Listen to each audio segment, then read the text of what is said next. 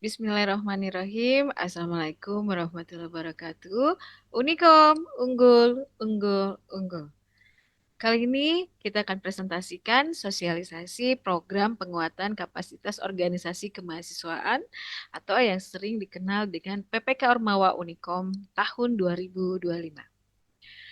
Dari PPK Ormawa ini, kita akan melakukan yang namanya penguatan kapasitas organisasi kemahasiswaan atau PPK Ormawa. Program penguatan kapasitas Ormawa ini melalui pembinaan Ormawa Bilmawa dan perguruan tinggi. Diimplementasikan dalam program pengabdian dan pemberdayaan masyarakat. Ini adalah buku panduan PPK Ormawa di tahun 2025. Filosofi PPK Ormawa ini adalah lebih cenderung ke fasilitator harus bekerja sama dengan masyarakat, bukan bekerja untuk masyarakat, tapi kita melakukan kolaborasi dengan masyarakat khususnya, di mana tidak boleh menciptakan ketergantungan, tapi mendorong, mensupport si masyarakat ini untuk semakin tercipta kemandirian, kreativitasnya, dan agar tumbuh partisipasi serta gotong royong. Nah, latar belakang dari PPK Ormawa ini adalah Indonesia butuh yang namanya SDM unggul untuk membangun bangsa ini. SDM unggul ini adalah seutuhnya manusia yang menguasai keterampilannya di abad 21 dan peduli terhadap pembangunan bangsa. Nah, SDM unggul atau sering disebut dengan hard skill ataupun dengan soft skill ini yang harus mumpuni, di mana ini adalah menjadi kebutuhan saat ini. Ya, pemberdayaan masyarakat di desa, terutama kita perhatikan ada sekitar 41,1% penduduk Indonesia ini hidup di pedesaan. Makin berkurang karena urbanisasi atau mungkin nanti kembali lagi ke desa.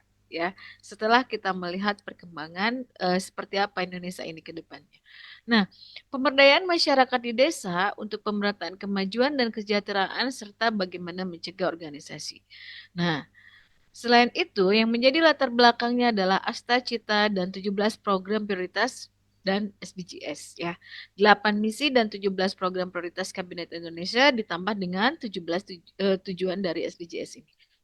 PPK Ormawa sendiri memiliki fungsi sebagai meningkatkan kapasitas dan kapabilitas dari Ormawa, serta Ormawa ini berkontribusi dalam pembangunan bangsa khususnya di dalam pengabdian masyarakat. Tujuan utama dari PPK Ormawa ini adalah kapasitas Ormawa, di mana bisa meningkatkan kapasitas organisasi kemahasiswaan ini bisa bermanfaat bagi masyarakat di sekitarnya. Dan hard dan soft skill untuk meningkatkan hard skill dan soft skill ini mahasiswa secara integratif serta memberikan pemberdayaan masyarakat ya untuk meningkatkan kemajuan wilayah desanya atau kelurahan di Indonesia. Nanti tergantung dari topik yang adik-adik pilih. Kenapa harus mengikuti PPK Ormawa ini? Nah, PPK Ormawa ini diharapkan menjadi insan dewasa yang memiliki kemampuan hard skill dan soft skill ya, melalui intrakurikuler, kokurikuler ataupun ekstrakurikuler. Nah, dapat berlatih nih menjadi pemimpin terutama transformasional dalam menyelesaikan berbagai permasalahan di masyarakatnya. Nah, sebagai bentuk universitas, ini memiliki tujuan tuh bagaimana sih tumpuan harapan untuk membentuk sumber daya yang memiliki karakter unggul tadi.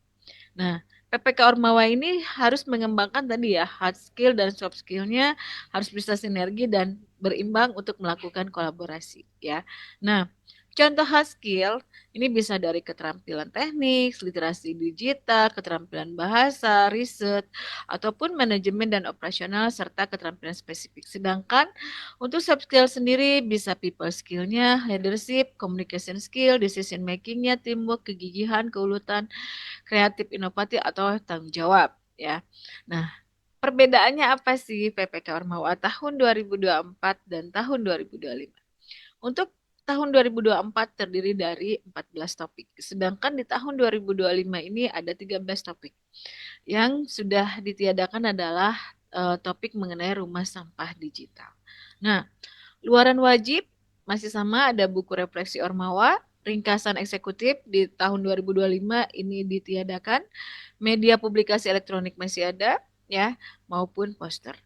Pendanaan di tahun 2024 itu pendanaannya 40 juta maksimal. Sedangkan di tahun 2025 pendanaan setiap subproposal yang diajukan itu besarannya maksimal di 35 juta. Untuk proses pengunggahan oleh Operator PT kalau saat ini yang 2025, operator PT menyiapkan akunya dilanjutkan oleh ketua tim Ormawanya. Nah, lokasi pelaksanaan untuk PPK Ormawa ini bisa desa atau kelurahan yang menjadi lokasi PPK Ormawa. Idealnya adik-adik mahasiswa mengukurnya jarak maksimal itu 100 kilometer dari kampusnya. Ya, dan pemilihan lokasi kegiatan ini harus mempertimbangkan efektivitas dan efisiensi dalam pelaksanaan program. Jadi kalau terlalu banyak di kos transportasi juga ini akan merugikan gitu ya. Karena apa tidak optimal jadinya. Jadi usahakan dan tidak bermasalah dengan desanya. Untuk desa atau kelurahan ini dekat, mudah diakses ya, dan terdapat desa atau kelurahan dengan potensi yang cukup besar, khususnya di sini ya. Nah, di desa sendiri, untuk lokasi desanya ini adalah diprioritaskan desa yang tertinggal, ya. Baik itu mengikuti peraturan Presiden, khususnya nomor 63 tahun 2020 tentang penetapan daerah tertinggal, ataupun desa kelurahan ini belum menjadi binaan kampus. Jadi adik-adik pada saat melakukan survei di lapangan, tolong ditanyakan ke desa yang bersangkutan, apakah desa yang bersangkutan itu sudah ada yang membina dari kampus yang lain atau belum. Karena itu akan berpengaruh terhadap nantinya apakah didanai atau tidak. Nah, desa kelurahan yang telah menjadi desa binaan kampus namun masih minim memperoleh program pemberdayaan masyarakat atau pihak lainnya. Nah, desa kelurahan yang memiliki potensi sesuai dengan topik yang dipilih ya. Jadi pilih salah satu dari 13 topik tadi dan desa kelurahan yang menjadi fokusnya itu kegiatan PPK Ormawa itu tahun sebelumnya apa misalnya. Nah, ini kita lihat apakah pengembangannya nanti seperti apa. Pengusulan PPK Ormawa ini dilakukan dengan membuat proposal yang berisi subproposal. Jadi nanti dari perguruan tinggi khususnya Dirma membuatkan proposal utamanya dan adik-adik mahasiswa di sini membuatkan sub-sub proposal yang sudah kami kolaborasikan per timnya itu dari minimal 2 bidang hima prodi ataupun UKM. Nah, kegiatan ini dilakukan ya sebagai organisasi yang sifatnya kemahasiswaan aktif dari program sarjana maupun diploma. Jadi untuk di tahun ini kebijakan yang baru bahwa kita boleh mengkolaborasikan 2 jenjang studi ya, baik itu jenjang S1 maupun D3 ya. Dan yang harus lebih lebih syaratnya lebih terpenuhi lagi jika di dalam satu tim itu terdiri juga dari berbeda angkatan ya. Nah, di sini seperti yang disiplin tergabung di dalam organisasi boleh misalnya seperti BEM universitas atau fakultas dengan UKM atau Hima Prodia yang disetujui oleh pimpinan perguruan tinggi bidang kemahasiswaan. Proposal dan subproposalnya petanggung jawab proposal ini ada di perguruan tinggi khususnya Dirma ya Direktur Kemahasiswaan dan penanggung jawab subproposal organisasi itu adalah Ormawa dari Universitas Komputer Indonesia. Nah, syarat Ormawa, jumlah tim pelaksana program ini terdiri dari 10 sampai 15 mahasiswa maksimal. Dan ini adalah mahasiswa aktif baik di program sarjana maupun diploma, minimal berasal dari 2 angkatan yang berbeda ya. Dan 2 program studi yang berbeda dan dipastikan bahwa mahasiswa ini aktif hingga akhir pelaksanaan program. Apabila pengusul adalah Hima Prodi, maka harus mengajak prodi yang relevan. Dan tim pelaksana beranggotakan minimal 1 perwakilan Badan Pengurus Harian BPH Ormawanya. Jadi minimal ya. Ketua anggota tim misalnya di sini tidak diperbolehkan menjadi pengusul atau pelaksana program kemahasiswaan lainnya di Bermau. Jadi mohon dengan sangat buat ketua tim ataupun anggota tim yang sudah tergabung di PPK Ormawa itu tidak diperkenankan untuk mengikuti program P2MN dan PKM yang diselenggarakan oleh Kemendikbudristek ya. Jadi nanti pada saat adik-adik memilih timnya mohon diperhatikan hal itu. Dan tidak diperbolehkan melakukan pergantian ketua atau anggota tim pada saat tim ini dinyatakan lolos untuk didanai oleh PPK Ormawa. Dan menyertakan surat keputusan SK kepengurusan organisasi kemahasiswaan yang masih berlaku dari rektor maupun wakil rektor dan dekan ya. Nah ini ataupun ketua bidang kemahasiswaan.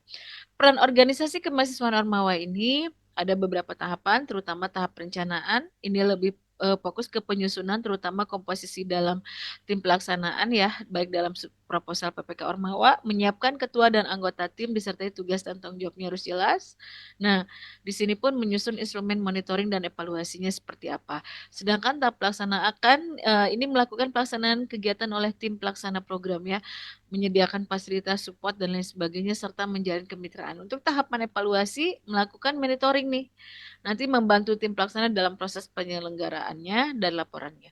Dan tahap pasca programnya menginisiasi semangat keberlanjutan programnya khususnya di dalam kelembagaan serta SDM untuk pemanduan keberlanjutan program. Nah, dan membuat rencana tindak lanjut serta ini ya bersama tim pelaksana merealisasikan untuk keberlanjutan dari PPK Ormawa.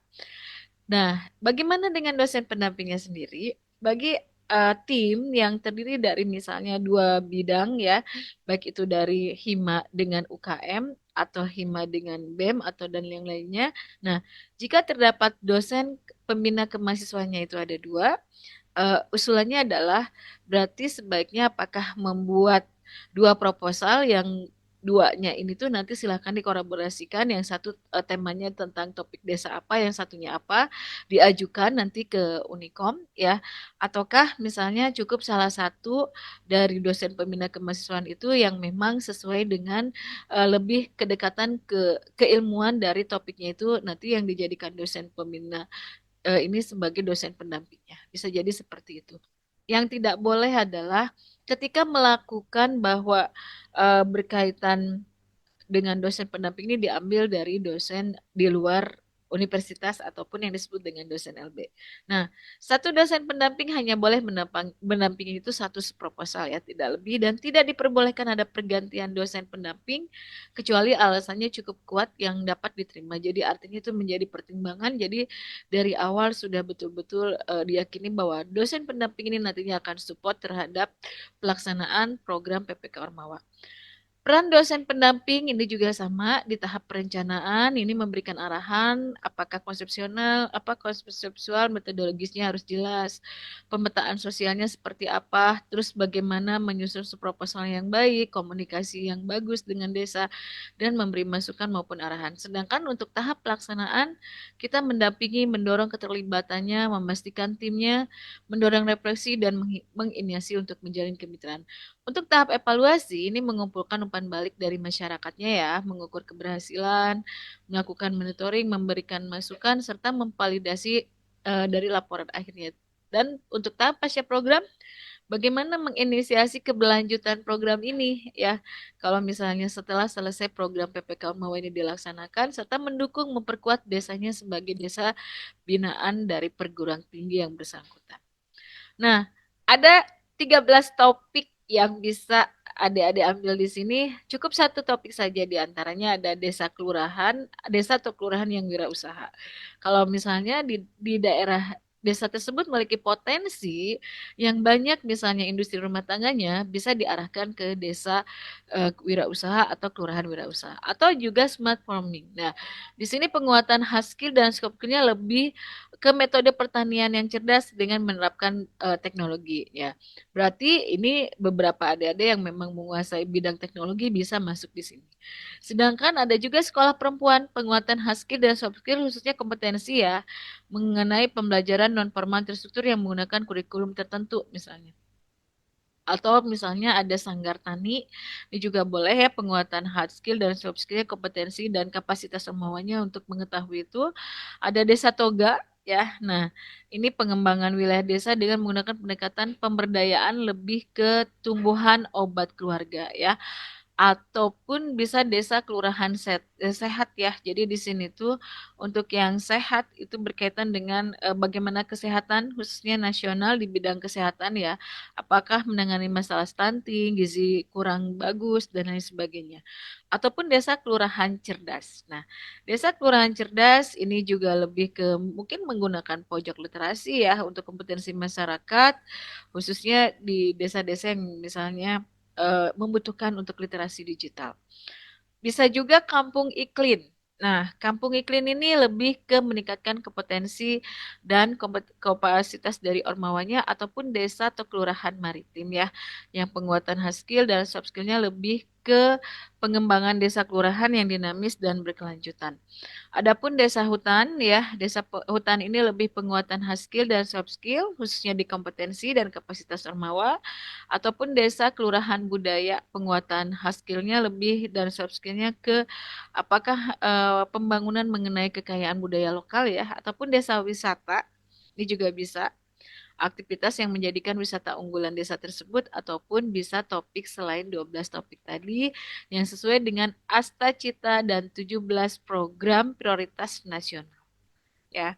Sistematika penyusunan subproposalnya ini sudah hal yang biasa kita lakukan karena ini pun nanti ada penilaian template istilahnya ya untuk sistematika proposal. Nah, ini ya maksimalnya itu di 15 halaman, kertasnya 4, spasinya 1,5, menggunakannya itu fontnya Times New Roman 12. Nah, di sini susunan proposalnya bisa adik-adik lihat nanti ya yang harus diikuti apa saja harus di sini. Nah, jadi ini harus disiapkan sesuai dengan panduannya. Jadwal kegiatan pelaksanaan di sini biasanya dilakukan 3 sampai 4 bulan, tapi di Unicom kita dimaksimalkan itu di 4 bulan. Dana maksimalnya adalah kalau itu diusulkan maksimalnya di 35 juta. Nah, proporsi penggunaan anggaran PPK Ormawa ini ada beberapa presentasi ya, ada 60%. Untuk yang bahan habis pakai, 15% itu untuk biaya perjalanan lainnya, belanja lain-lain itu maksimalnya di 25%. Nah, sedangkan untuk dana bantuan tidak boleh digunakan untuk belanja modal, peralatan dan mesin, aset tetap atau renovasi ataupun yang diukur dalam PMK nomor 181 tentang menata usaha barang milik negara. Ini mohon diperhatikan. Dan untuk membiayai kegiatan lain selain kegiatan yang disetujui, nah dipinjamkan kepada siapapun ini nggak boleh, disimpan di bank juga nggak boleh, memberikan sumbangan, uang tanda terima kasih, uang balas jasa itu tidak ada, dan pembayaran honorarium pun tidak ada untuk tim pelaksana, dosen pendamping maupun tenaga pembantu lainnya. Serta pembelian sewa alat kesekretariatan seperti laptop, kamera, sound system ini juga tidak ada. Jadi mohon diperhatikan, betul-betul optimalkan penggunaan dana ini, jangan sampai yang tidak diperkenankan itu dilakukan. Nah, ketentuan subproposal ini diajukan oleh ketua tim yang diketuai oleh ketua organisasi kemahasiswaan pengusul dan disetujui oleh wakil rektor direktur kemahasiswaan ya. Nah, tidak diperbolehkan melakukan pergantian lokasi kegiatan desa atau kelurahan. Satu desa atau kelurahan hanya diperbolehkan untuk satu judul PK Ormawa. Tim pelaksana perlu memastikan kepada desa atau kelurahan untuk hanya mengizinkan pelaksana PPK Ormawa ini hanya untuk satu tim pelaksana. Dan menyatakan surat pernyataan kesediaan kerjasama dari pemerintah atau desa kelurahan sesuai dengan template di pedomannya. Ini harus ada ya, memang di desa yang bersangkutan berkenan untuk kerjasama. Kurang lebih kelengkapan subproposal itu ada halaman sampul seperti ini bentuknya, nanti juga dicek ada covernya ya. Nah, halaman pengesahan ini harus ditandatanganin basah ya dan ditandatanganin oleh Wakil Rektor Bidang Kemahasiswaan atau Direktur Kemahasiswaannya oleh Pak Dr. Andreas kalau di Unicom. Terus untuk surat pernyataan kesediaan mitra ini harus ada tanda tangan dari ketua kelompoknya, kepala desa dan dosen pendamping. Nah, data yang dibutuhkan dari desa ini yang penting ya, adik-adik, mohon diperhatikan. Untuk pemenuhan bagian pendahuluan, ada potret profil kondisi desa keseluruhan di desa atau kelurahannya dari yang tempat-tempat adik akan melakukan PPK Ormawa ini mohon diperhatikan potensi desa atau kelurahannya seperti apa, masalah prioritas desa atau kelurahannya, jadi bukan karena keinginan potensi si tim, tapi kebutuhan yang memang menjadi solusi bagi masyarakat itu apa. Jadi cenderung seperti itu untuk mengambil topiknya. Dan kebutuhan masyarakat desa berdasarkan data yang relevan. Dan kebijakan pemerintah yang terkait dengan desa atau kelurahannya. Nah, itu untuk pendahuluan. Sedangkan untuk di metode pelaksanaan, kita harus buatkan deskripsi ringkas profil masyarakat meliputi jenis sasaran, jumlah kelompoknya, jumlah orangnya, jenis kelamin, sebaran wilayahnya, profesi pekerjaan, tingkat pendidikan dan sebagainya. Ini harus mengetahui. Karena apa? Nanti ada kaitannya ya dengan apa yang kita lakukan dengan pengabdian PPK Ormawa ini. Mekanisme konkret kerjasama kemitraan yang akan dilaksanakan dengan desa atau kesuluhan ya, evaluasi awal, pretest, mungkin nanti akan dilakukan kuesioner misalnya dengan pihak desa yang bersangkutan ataupun mitra yang ada di desa tersebut ya. Bentuk dukungan pemerintah desanya seperti apa terhadap kegiatan PPK Ormawa. Nah, untuk pemenuhan bagian lampiran, surat pernyataan kesediaan bekerja sama antara tim pelaksana dan desa ini ditandatangani basah oleh ketua tim pelaksana dan diketahui oleh dosen pendamping serta kepala desa di stempel itu ya untuk surat kesediaan kerjasama. Dan dana lokasi kegiatannya dilengkapi ya dari tangkap layar aplikasi Google Maps-nya, dilihat radius jaraknya dari Unikom ke desa atau kelurahan. Penilaian subproposal ini ada beberapa mekanisme, ada penilaian administrasi, penilaian substansi, dan penilaian akhir. Penilaian subproposal ini mekanisme penentuan lolos pendanaan dilakukan dengan penilaian terhadap subproposal. Jadi penilaian subproposal Unicom itu ada dua, penilaian internal. Setelah seleksi internal masuk, kita mencoba mengunggah 10 proposal terbaik ya. Dari 10 proposal terbaik itu yang akan diunggahkan ke ini ya PPK Ormawa Kemendikbudristek. Nah, di sana aspek penilaian subproposal ini meliputi penilaian terhadap identifikasi potensi masalahnya ya, tujuan, sasaran, metode, indikator keberhasilan Ormawanya, peluang keberlanjutan dan keunggulan yang dimiliki. Serta penilaian subproposal dilakukan dalam 3 tahapan tadi. Nah, tahap seleksi administrasi yang kita cek kali pertama adalah pengecekan kelengkapan dokumen sesuai dengan ketentuan. Pengecekan keabsahan dokumennya, semua dokumen yang mempersyaratkan tanda tangan dan stempel sesuai dengan ketentuan. Serta pengecekan jarak lokasi desa, kelurahan dari kampus sesuai dengan ketentuannya ya. Pengecekan jumlah dan komposisi anggota sesuai dengan ketentuan dan pengecekan keikutan sertaan. Apakah tim memang terlibat di P2ME atau PKM atau tidak. Nah, tahap seleksi substansi kurang lebih seperti ini yang akan kita nilai. Jadi adik-adik mohon fokus untuk kriteria ini nanti didiskusikan dengan dosen pendamping supaya adik-adik mahasiswa di sini tidak melakukan kecerobohan ataupun permasalahan supaya nilai timnya ini menjadi bagian skala prioritas yang akan diajukan maksimal sebanyak 10 proposal ya untuk di perguruan tinggi. Dan ini adalah tahap seleksi akhir ya.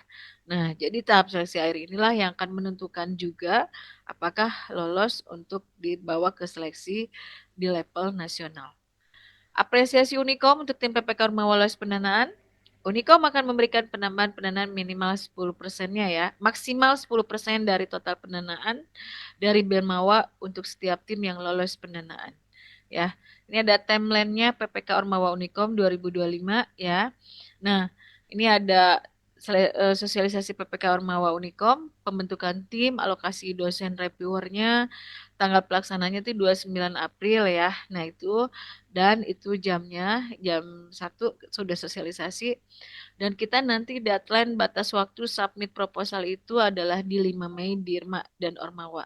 Sedangkan untuk nanti pengumuman itu hasil seleksi penilaian internal Unikom itu di tanggal 10 Mei dan nanti batas waktu submit proposal yang seleksinya lolos internal untuk disubmit ke Kemendikbud maksimal itu di 16 Mei. Jadi betul-betul mohon diperhatikan ya. Jangan sampai nanti ada mahasiswa nggak ngecek satu-satu. Ini alur PPK Ormawa Unikomnya kurang lebih seperti ini ya. Kolaborasinya, nah ini yang harus diperhatikan. Di sini ada nama-nama ketua pelaksana. Ini adalah ketua himanya. Tapi kalau misalnya adik-adik mahasiswanya ini sudah tergabung di program P2MB atau PKM, ini nanti bisa digantikan lewat anggota apa? Lewat ini ya pengurus yang lain ya. Nah itu. Ini kolaborasi Ormawa Unikomnya. Jadi nanti silakan koordinasi dengan para dosen pendampingnya yang bisa jadi dosen pendamping itu diambil dari dosen pembina kemahasiswaan atau dosen prodi ataupun dosen yang memang kompeten yang jelas masih dalam lingkungan Sivitas Akademi Unikom. Berikut link website PPK Ormawa 2005 ya untuk PPK Ormawa Kemendikbudristek ya. Terus berikut juga link materi dan panduan PPK Ormawa nanti bisa cek di sini semua referensinya ya. Ini adalah submit proposal batas waktu submit itu 5 Mei. Berkasnya itu adalah dalam bentuk proposal beserta lampiran serta surat kerjasama dari pihak desanya sudah ditandatangani oleh pihak desa. Ya, dan lembar pengesahan juga sudah ada tanda tangan pengesahan dari direktur kemahasiswaannya. Nah, demikian yang saya sampaikan. Terima kasih untuk perhatiannya. Semangat membangun bangsa ini menjadi lebih maju, juga semangat untuk menjadikan adik-adik mahasiswa ini sebagai generasi bangsa dan sebagai generasi emas dan yang bisa membawa nama baik Universitas Komputer Indonesia. Unikom, unggul, unggul, unggul. Wassalamualaikum warahmatullahi wabarakatuh.